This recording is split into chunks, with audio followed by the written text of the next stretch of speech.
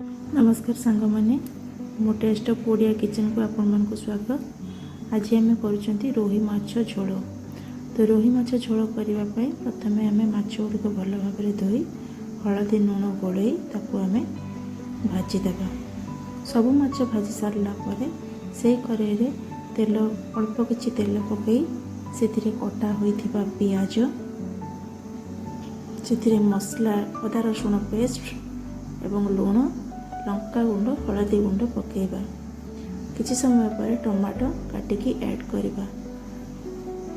Tomato भल भाव हो सारा पर से कस्तूरी मेथी आपण टिके ऐड करेंगे। मसला भल कि कषि सारा पर से आम सीझा होइतिबा आलू ताकू से मसला रे कषिबा। भल भाव कषि सारा पर से आउ टिके पानी दे फुटेबा।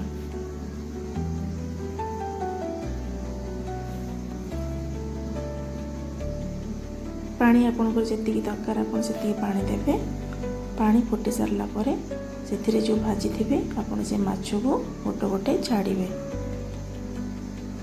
यहाँ थी आम रोही माछ झोल आज लंच थिला। तो सांग मैंने मो वीडियो जदि आपण मन को भल लगुए तो निश्चित हूँ सब्सक्राइब करेंगे, लाइक शेयर कमेंट करेंगे। रोची धन्यवाद।